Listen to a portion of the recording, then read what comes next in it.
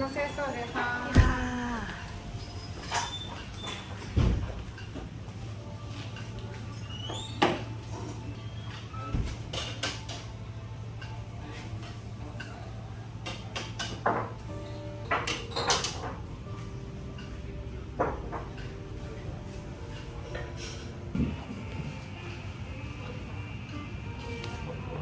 เซสวัสดีค่ะโอเคมาติ๊ก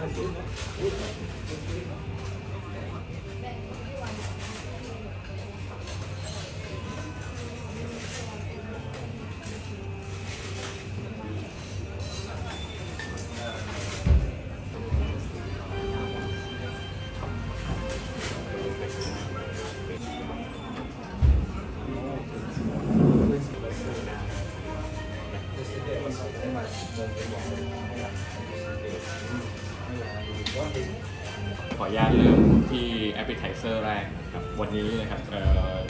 ดูแลโดยเชฟเอฟนะครับแล้วก็เชฟดิวนะครับวันนี้ผมเป็นเนเรเตอร์ให้นะครับติดตามอยู่นะครับใน YouTube แล้วก็ IG ด้วยครับ วันนี้ไม่ต่ำตาเกครับวันนี้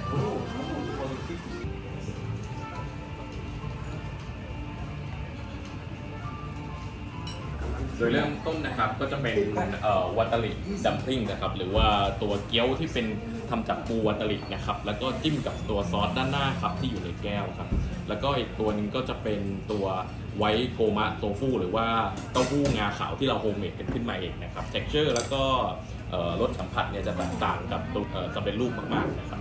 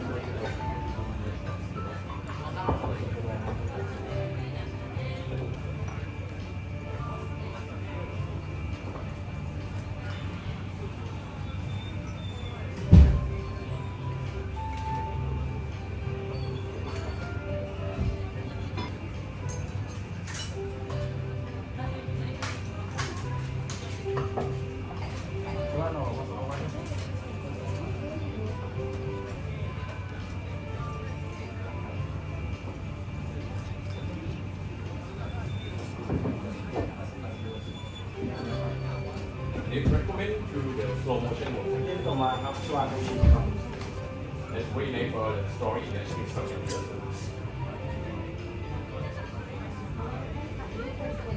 ธรรมดาก็ได้ครับแล้วก็ เป็นสตีมเทคกับสวานสีครับตัวสีดำเป็นเชฟทำมาจากตัวสติ๊กครับด้านบนของท็อปด้วยตัวบาฟูมูครับจากไข่ครับแล้วก็ด้านในตัวไข่ตุ้มเย็บจะเป็นตัวรสขาวครับ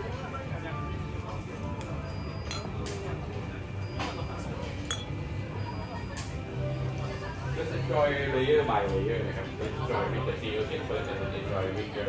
CX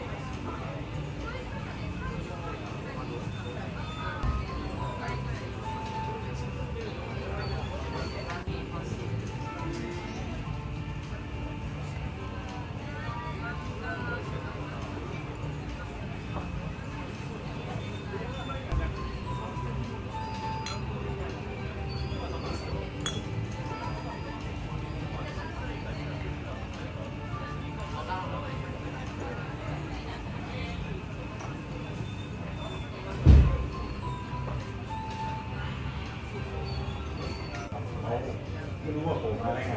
มันดีครับ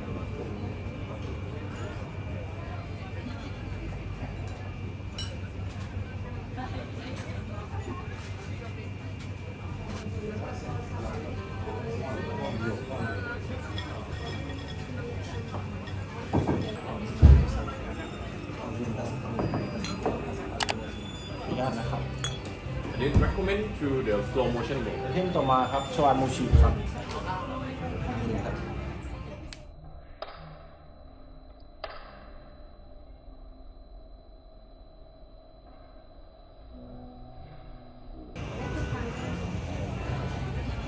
เป็นสตรีมเอกครับชวานมูชิครับตัวสีดำนี้เชฟทำมาจากตัวสควิดอิงครับด้านบนออนท็อปด้วยตัวบาฟูนูครับจากห้องไก่หมูครับแล้วก็จะด้านในตัวไข่ตุ๋นเย็บสายเป็นตัววอเตอร์ชิลล์ครับ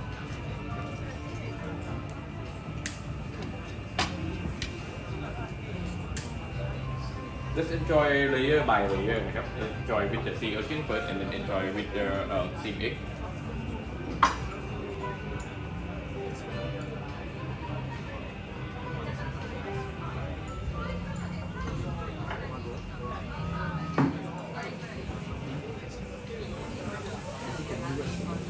เก็บไว้ดีไหม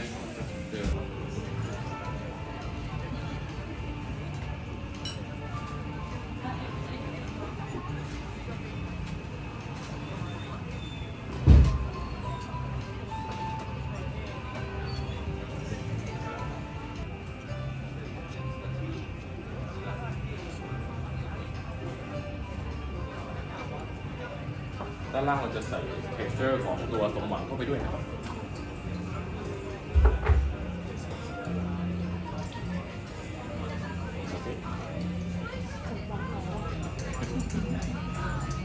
เราไม่พูดอีกชื่อหนึ่งนะครับ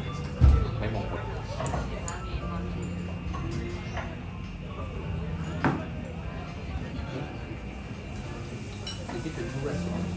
Get the new restaurant seven months.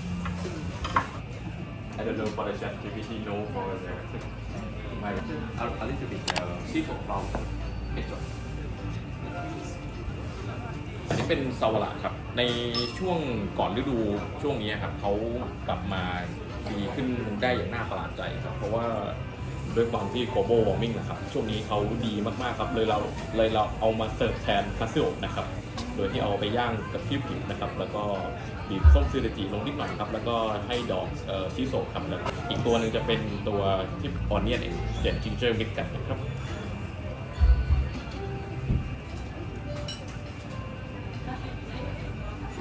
บีบที่ได้ครับด้านท้องซึ่งเป็นความแตกต่างกัน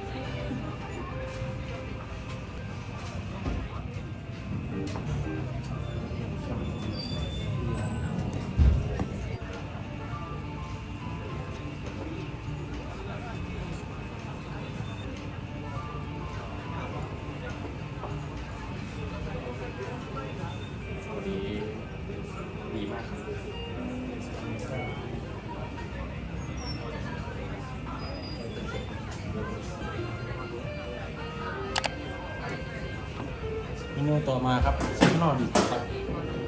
อันนี้ประกอบไปด้วย 3 ไอเทมครับ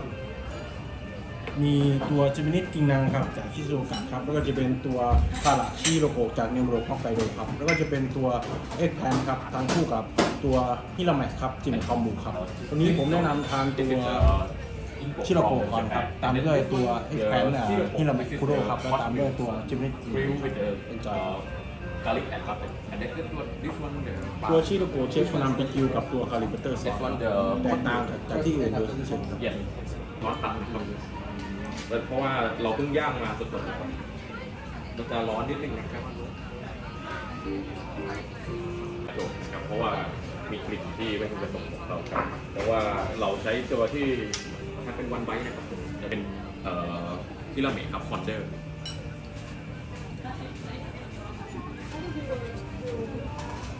The second is the monkfish liver ก็ตัดทานได้เลยไม่แนะนำให้ใช้ตะเกียบนะครับ I recommend use the spoon but because it's very soft the mainly wasabi and not spicy right just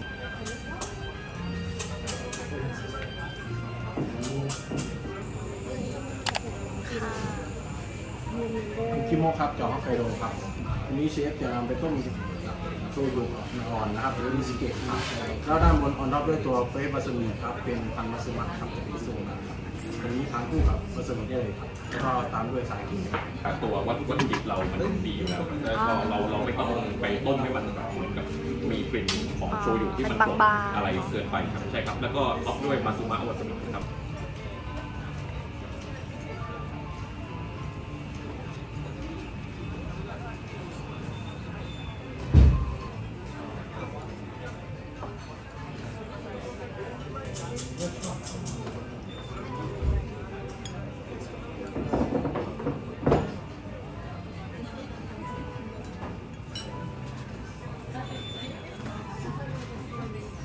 ครับราคาก็3 เท่าตัวครับ มูสุกุจุนไซครับ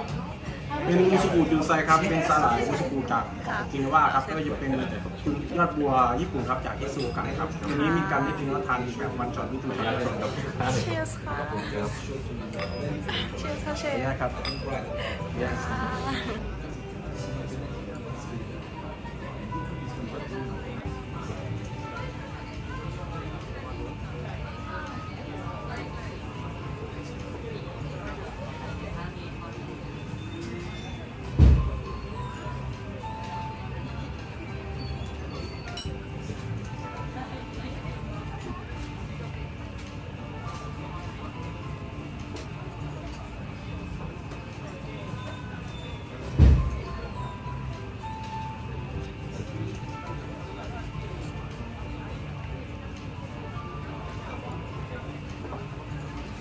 นี่จะเป็นเทนเนนชิมาจิครับ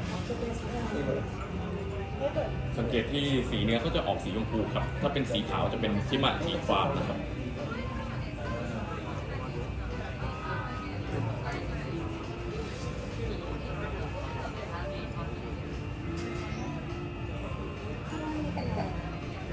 ข้างล่างเป็นโมสุกุกับสาหร่ายจากโอกินาวาครับ แล้วก็ด้านบนเป็นจุดใสครับยอดออกใบบัวครับที่มีอุตสาหกรรม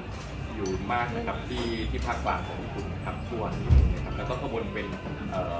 เขาหลอกครับของฮอกไกโด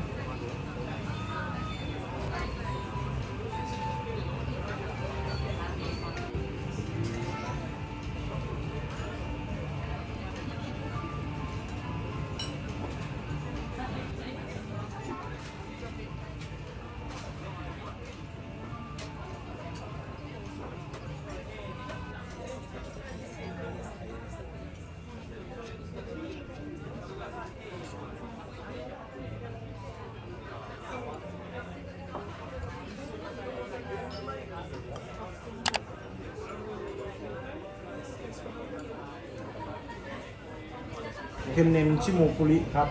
หรือเทนเนนมาโกโรครับ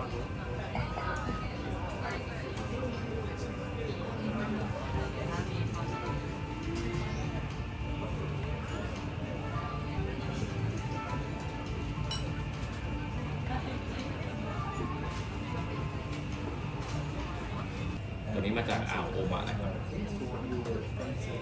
แต่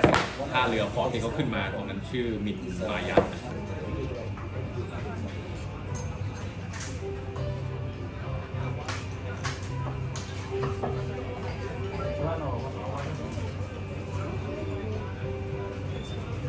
ดูหน้ามากกว่ากลางนะครับ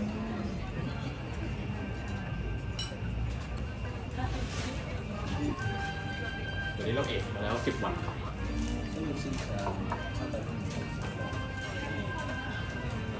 เข้มข้นไปครับแตกต่างมากครับ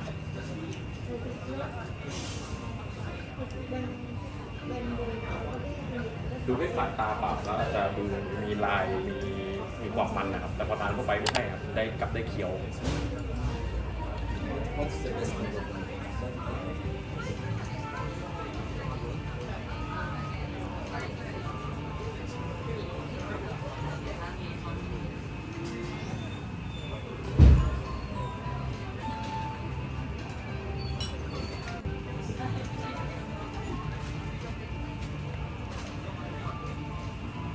เป็นเทนเนนชิมาจิครับ วันนี้มาจากชิบะครับแล้วก็ปกติตัวฟาร์มของชิมาจิก็จะอยู่ในนางาซากิครับแต่ว่าวันนี้เป็นตัวธรรมชาติที่ไขมันก็บาลานซ์ดีครับแล้วก็รสชาติที่มี Amazing มากๆเลยความเจอความกรอบครับแต่วันนี้จะมาจากชิบะ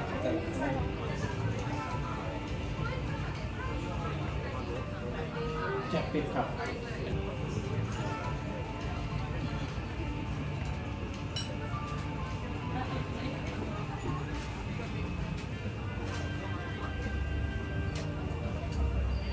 เอาชุด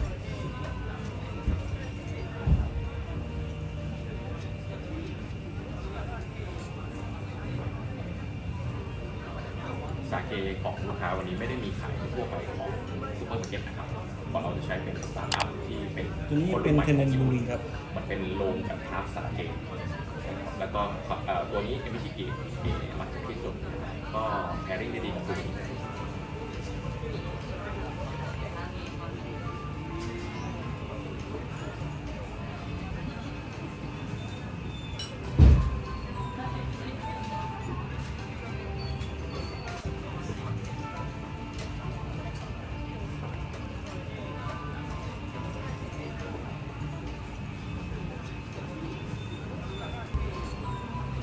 เทเดนบุรีครับจากฮอกไกโดครับข้างล่างมีใส่ตัวยูสึโคโชะด้วยครับ ยีโร่เทลครับหรือบุรีครับจากฮอกไกโดครับ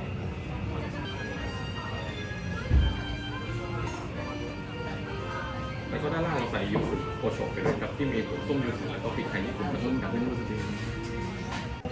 เทเดนบุรีครับจากฮอกไกโด นี่เป็นตับของปลาคาวฮังครับหรือปลาหน้าวัวครับ มีช่วงนี้ด้วยเหรอ ใช่ครับ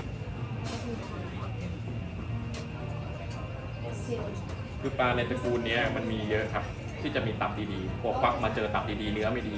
เขาก็เลยเก็บขายเราจะตับครับ แล้วก็ให้มาท็อปกับตัวที่มีแค่เนื้อดีๆพอสดมากๆก็เลยท็อปปิ้งเป็นตับด้านบนครับ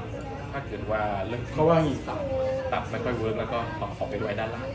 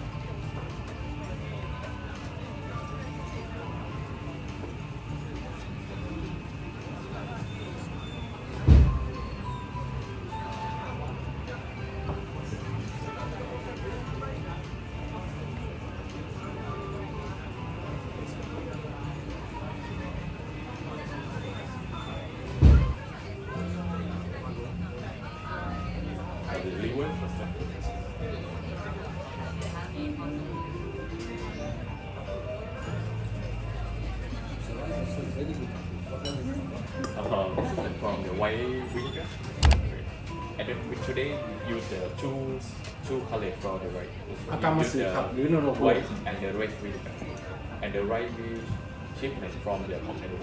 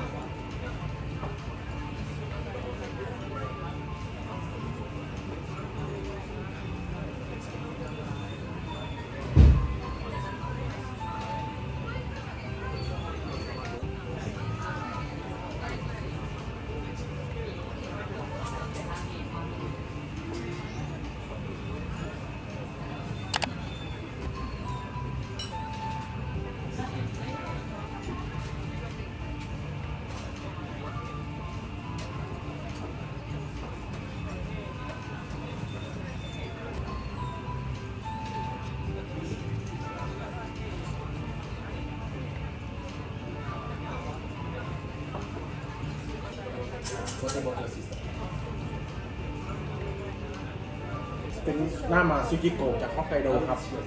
เป็นขายของแซลมอนชิโรซาเกะครับตัวนี้1 ปีเขาจะว่ายน้ำกลับมาที่ยังบ้านเกิดของเขาเพื่อที่จะมา ตัวนี้เป็น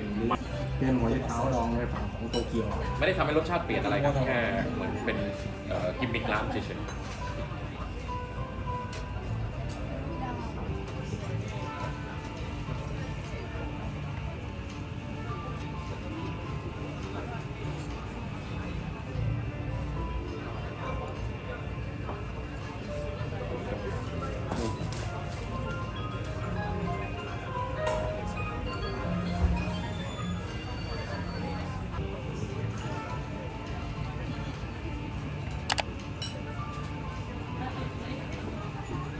เป็นแฟตตี้ทูน่าครับดูโอโทโร่ครับตัวนี้เชฟจะได้ทั้งโชยุซอยซอสครับก็เลยเป็นมารอนซอสจากอังกฤษครับเป็นเกลือลมควัน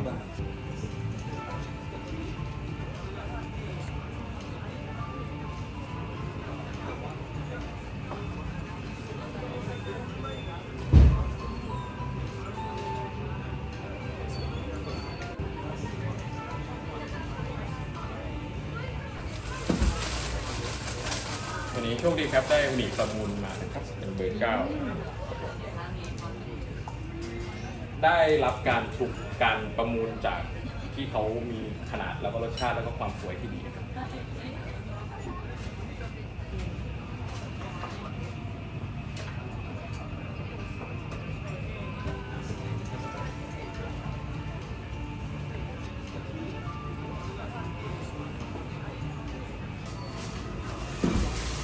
ที่ตลาดกลางทุรสิกครับ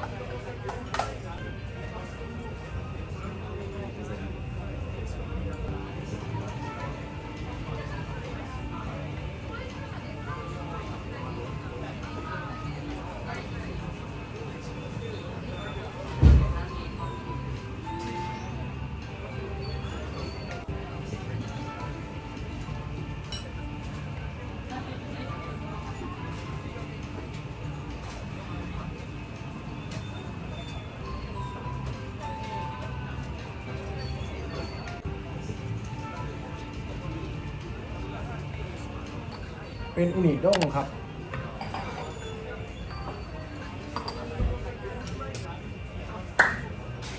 The sea urchin donguri from the Hokkaido ครับอุนิมาจาก 2 แหล่งครับวันนี้ครับ มาจากที่ฮอกโกโยโตะแล้วก็ตัวฝั่งฮอกไกโดนะครับเป็น 2 ฝั่งครับ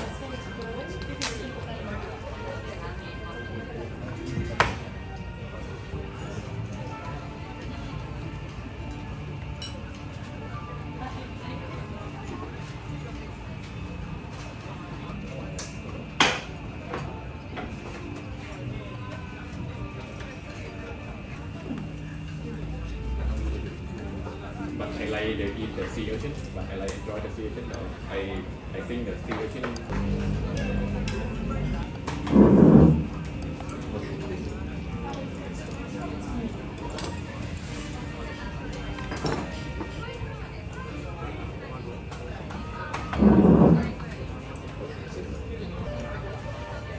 เป็นอัลบาโลนครับ หรือหอยเปล่าหรือ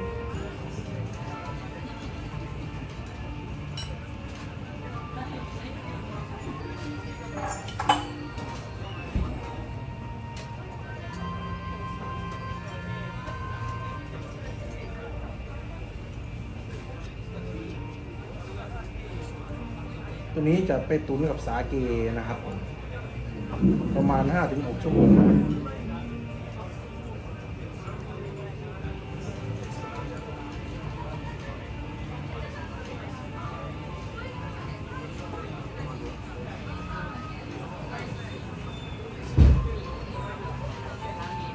ตัวนี้เป็นอาบาบิโชสครับบียอดครับทางคู่กับทัมทาโก้จากเมืองอัลบาครับประเทศอิตาลีครับ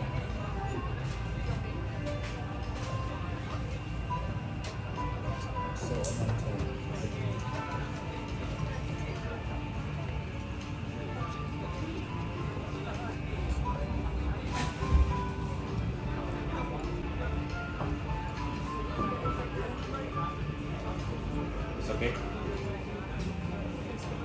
เปลี่ยนความจำเจจากทานด้วยข้าวแล้วก็ซอสนะครับเปลี่ยนเป็นตัวบิยอสโทสครับแล้วก็ตัวแบล็กทรัฟเฟิลแทนครับตัวนี้เป็นซิกเนเจอร์ของเราเลยครับ โอเค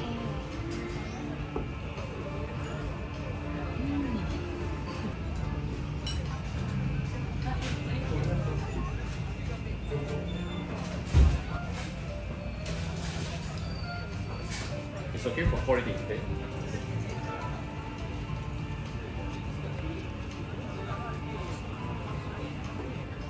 เป็น F อันวากิวซุปครับจากฮอกไกโดครับ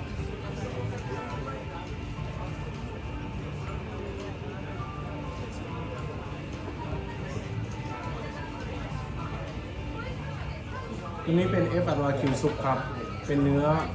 A3 จากฮอกไกโดครับเป็นเกรด A3 ครับ จบคอร์สเลี่ยนเกินไปครับ แล้วเราใช้เป็น A3 ต้องลองเอาชื่อ F ครับ ชื่อ F ครับ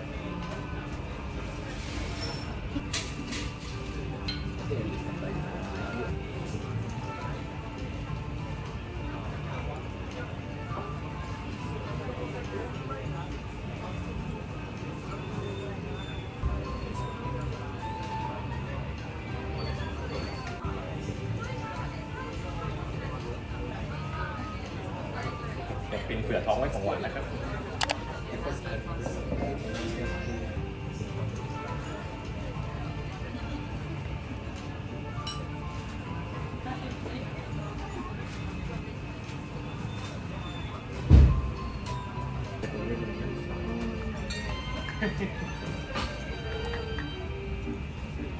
ญี่ปุ่นเช็คเกี่ยว ที่ผมไม่ใส่ชุดแบบข้างหลังเสร็จ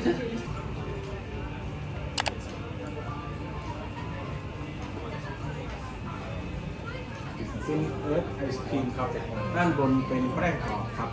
ไม่ใช่ตัวยากันยุงครับเป็นแป้งกรอบดูดีๆเป็นแป้งกรอบครับทานคู่กับหมูไอศครีมได้เลยครับตัวนี้เชฟผมเองทั้งหมดครับทำเองครับ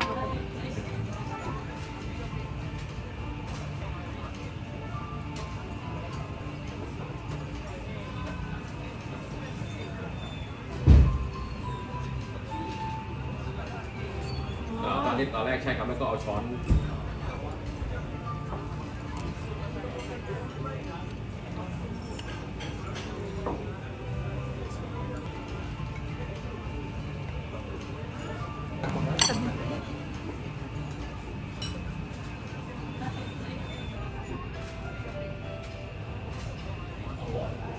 เป็นนมวานิลา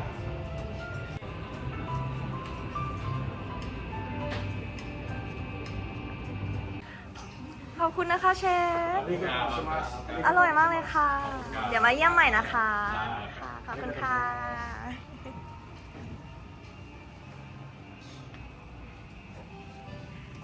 บ๊ายบายค่ะ